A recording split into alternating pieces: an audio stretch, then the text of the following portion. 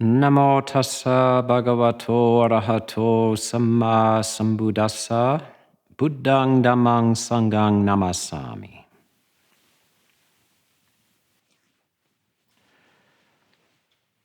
To hear the Dhamma at the right time is a blessing. And here we are we've left the family structures behind, skillful relationships, having unburdened yourself from association with the foolish. So these are the practical foundations. And the Buddha is very thorough, very full of very good suggestions. And they're in a kind of sequence, sensible sequence, starting from the outside and working inward. And now it is time to go and hear the Dhamma. And that would be to a talk like this, or in the days of the Buddha, before recordings, etc., and before books as well, one would go to hear a monk talk. And it should be at the right time, because Dhamma talks don't always register with you. And to some degree, you can arrange it to be the right time by arranging your mind properly. So the Dhamma, people ask me, how should I listen to a Dhamma talk? Should I make notes? Should I remember the whole thing? And Ajahn Chah had a very good reply to that. He said, this is not like an exam at the end of the talk. Just listen, and when something comes up, and it might be just a phrase or a sentence, a single point might come up. And that is, the mind will grab that because it needs it. So you can trust your mind that you're working on various issues and problems in your life. You're aspiring to positive things in your life as well. And that deeper mind is scanning the world, whether you know it or not. It's scanning the world all the time for information about how to solve an issue and a problem. This happens, you've been working on a problem for years sometimes. Go into a bookstore and a book falls on the floor, you pick it up, and it's exactly the answer to the question you had. Or you overhear somebody talking and they give you the answer to the question. And now it seems supernatural when these things happen, but it is that the mind is scanning the world for answers. And so just listening to a Dhamma talk, you give attention to it, but don't force it. It's not a memory exercise.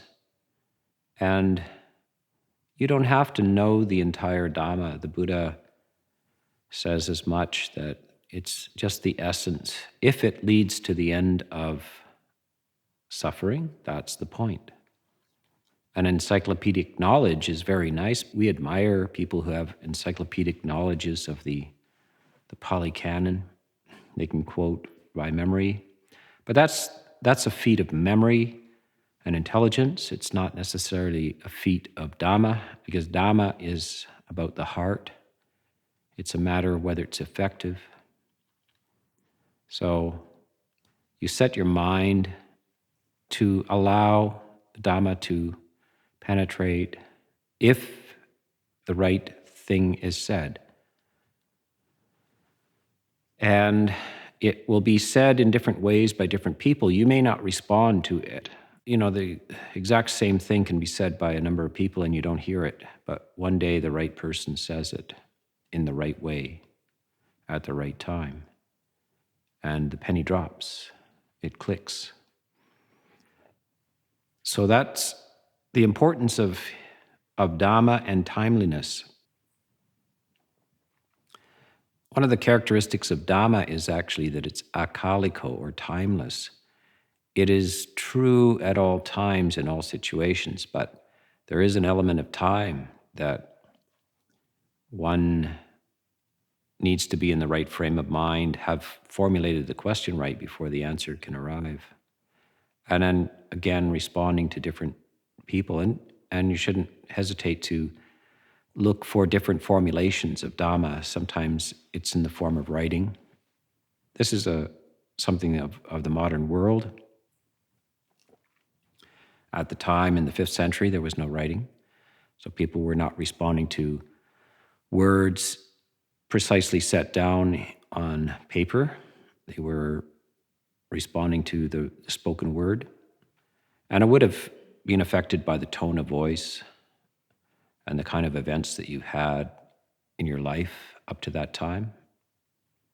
There's a story of the Buddha knowing that a particular farmer would achieve enlightenment if he heard the Dhamma, but he waited until the farmer had actually eaten. Although he was even late to the Dhamma talk, the Buddha was silent until the farmer arrived, and then he said, make sure that that man has been fed. And then, because he knew that being hungry would interfere with his capacity to hear the Dhamma. So a number of elements have to come together for the Dhamma to produce this awakening. This is the simile of the lotus as well, and why the lotus is the symbol for Buddhism. And of course, lotuses are not all that common in the West, but in Asia, you see that the lotus opens and closes within a period of a day and night. So it waits for the first shaft of sunlight, and then the lotus opens. So it's the simile for this enlightenment as light strikes the mind, which is related to the petals of a lotus. The lotus opens and reveals all the beauty and intricacy of the mind when exposed to truth. The light goes on and the flower opens. So keep that in mind, that you are a lotus flower, but you may be closed up and you're waiting for light to touch the mind. And then when it touches the mind opens. And of course, the mind is not exclusive from the emotional center. The heart is what opens. So it's timing. To be patient and obedient, to visit spiritual people. And I think all of these three are combined: patient and obedient and visiting spiritual people. There's a level of demand on behavior in spiritual places that quite often is not there in secular places. Football games and the crudeness of the ordinary world and the assertiveness and the lack of humility and the lack of patience. You just go to the store and somebody's barging in ahead of you in the line, or you're at a stop sign and somebody's honking behind you because you haven't gone exactly at the right moment. And these are things which are antithetical to Dhamma, to hearing Dhamma. And so that's something you learn, actually. It's a beautiful thing, and lots of people have not understood that. And it's a training when you actually start to go to, say, monasteries and into spiritual groups, the idea of patience. Sometimes the monks will even test you a little bit, not show up for the talk for a while, let you sit there.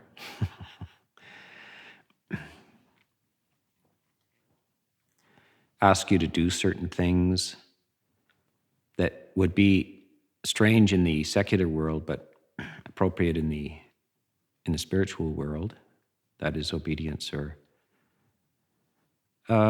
flexibility and lack of pride. So you're able to be humble and flexible.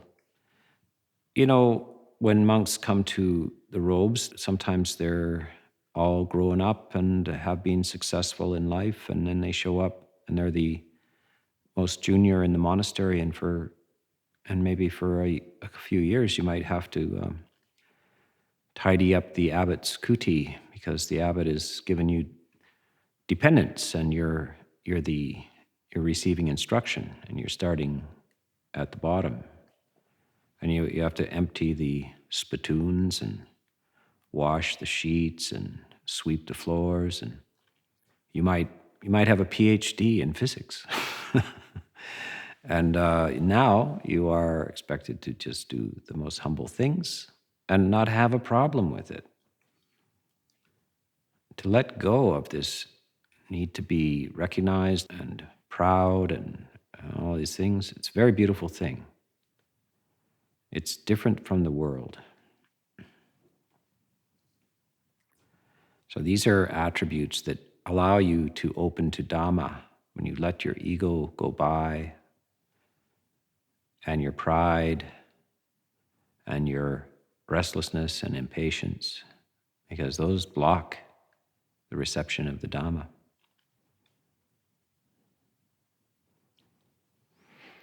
And then visiting spiritual people. So it's not just hearing things, but encountering spiritual people live and just seeing more or less how they do things. There was I think it was from a Jewish text, the saying, "I did not go to see the rabbi to hear what he had to say. I went to see how he tied his shoes." And that's a very insightful remark. So the actual conduct, how people move in the world, how they choose, and their timing, and how they conduct themselves, is you can absorb that. It's a milieu, and you absorb it. The words, the Dhamma, are very important, but also just how people live their lives and how they conduct themselves. The tone of voice, the movements of the bodies. All of these things are helpful mediums for you to receive the message, and it's for your sake. You are patient and obedient, and you visit spiritual people, not for the sake of the spiritual people, for your sake, because it's a blessing, and you want to give yourself that blessing. It's for you. You're blessing your life. So these are just tips about how to do it. To discuss the Dhamma at the right time. So now you've heard the Dhamma at the right time. Can you discuss it at the right time? And the timing is, you have to be in a receptive mood yourself, and also the person you're talking to, it has to be appropriate for them. So you'll see some stories in the suttas where somebody comes up to the Buddha on alms round, and he's just trying to get his food in the city, and they want to ask him a question. And he says, not now, maybe later, so come to the monastery or something. This is the wrong time to be asking the questions. And the same for monks. If somebody's in a hurry, somebody's preoccupied with other things, one should be aware of this. But also, even for you to discuss it, what is your mood? Why do you want to discuss it? Do you think you have something clever to say? Or do you want to make an impression? Are you angry? You want to argue about something? That might not be the time to discuss the Dhamma. This is not an argument. The Dhamma,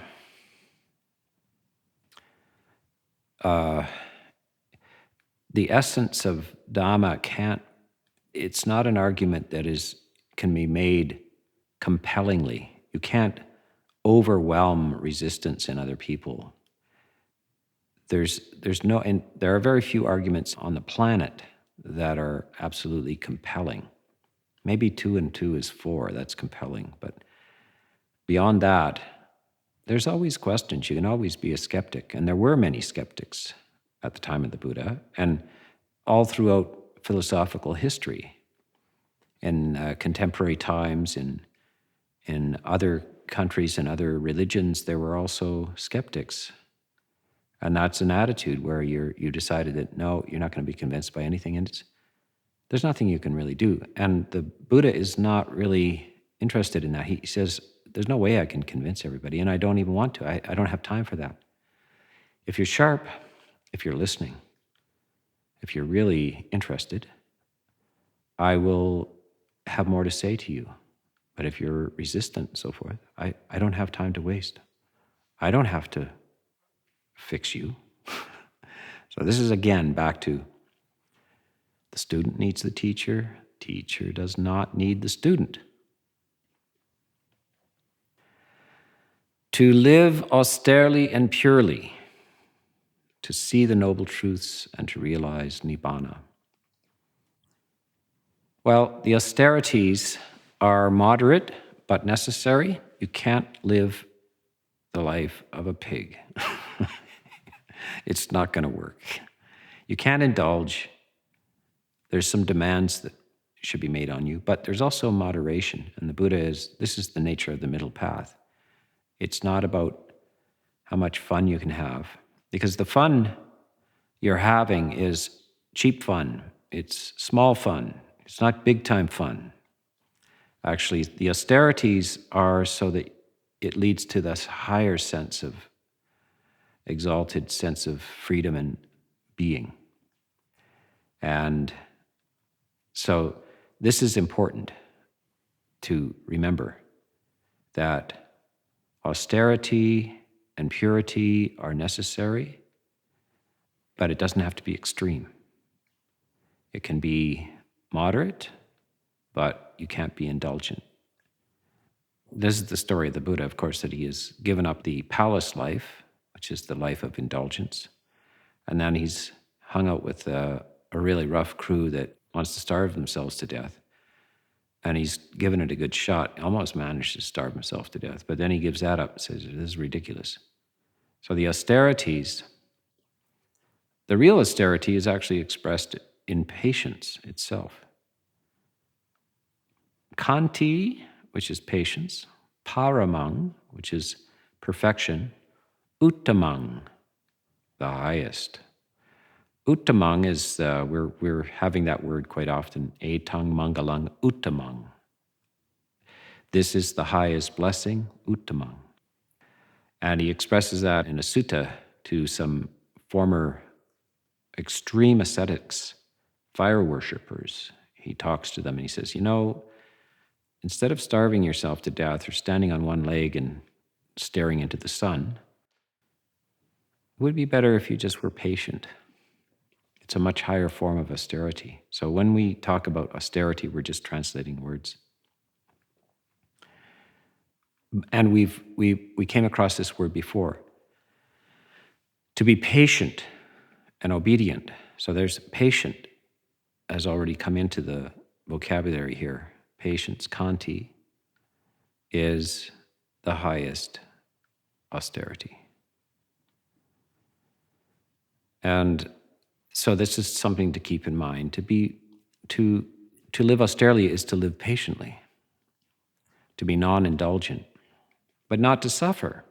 By the way, so if patience is the highest perfection, then what is impatience? It is a form of suffering. So impatience is continuous suffering. And to be patient is to be free from suffering.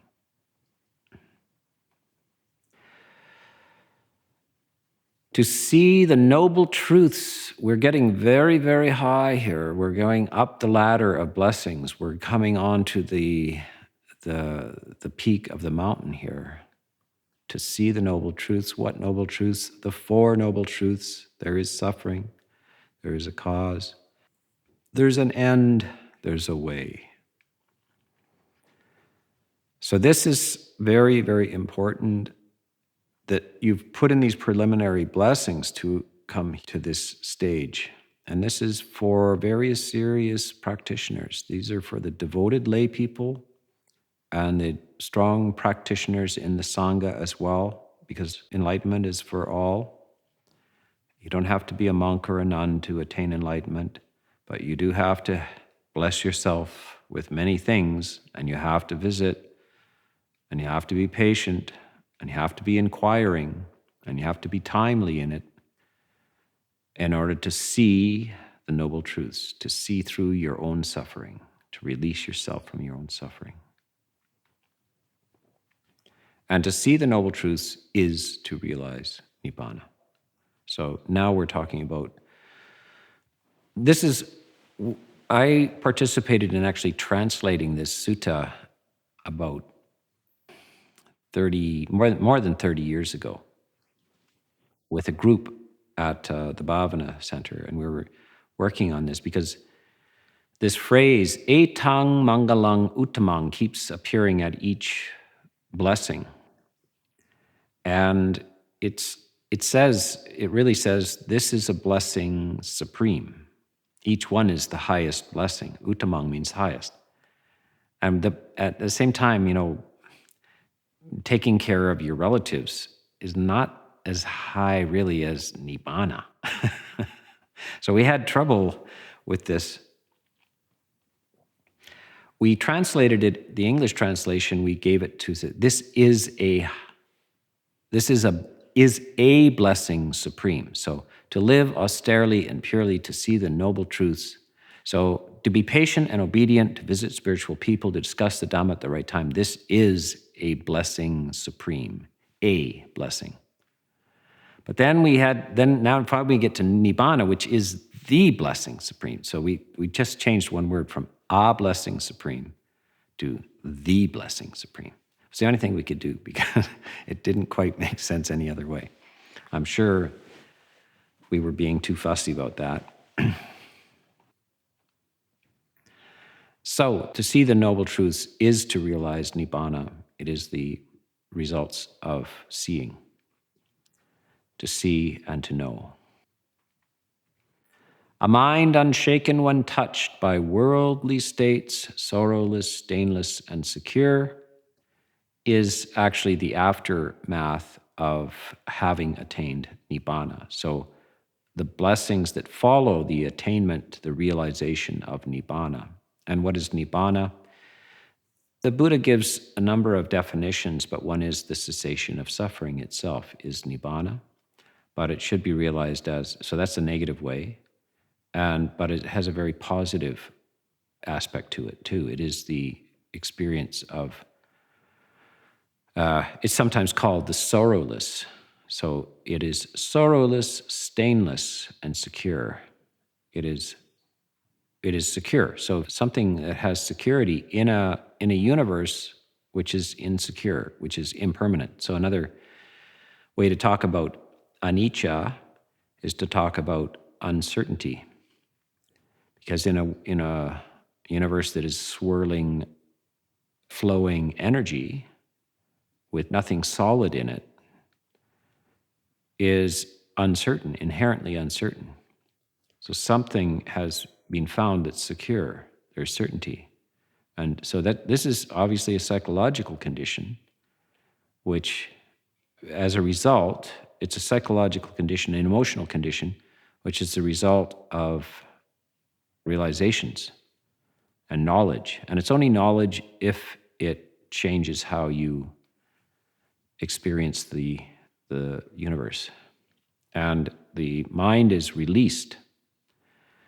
Released from what? It's released from harassments, from misunderstandings. It's released from why it keeps having problems, why it keeps making mistakes, why it keeps seeing permanence where there is no permanence, why it keeps seeing substance where there is no substance, why it keeps seeing happiness in a situation which is intrinsically not happy. So this is what has been seen and why the mind is now returns to its luminous condition, pabhasara, luminous condition, because it is no longer harassed by these misconceptions based in ignorance, based in just a lack of knowledge, misunderstanding. So now it's sorrowless. So this is something people need to understand. There's a very strong assertion that the mind of the fully enlightened person has no sorrow in it. It has no hindrances in it. And it is absolutely unshakably secure as well. So those who have fulfilled all these blessings are everywhere invincible. So this means that it's not subject to time and place, that, arahants get sick, arahants get old, arahants stub their toes, arahants are insulted by people, arahants are praised by people, arahants get good food, they get bad food, etc. All kinds of events and situations and places happen to the enlightened person. But everywhere, in all situations, they are not subject to suffering anymore. So this is what it means to be everywhere invincible. And the last one is very beautiful. They find well-being everywhere. So it's not merely that they have become, that they don't care anymore. They're absolutely indifferent to everything. They're untouchable because they're completely without response or apathetic. No. They're actually full of well-being, positive emotion everywhere.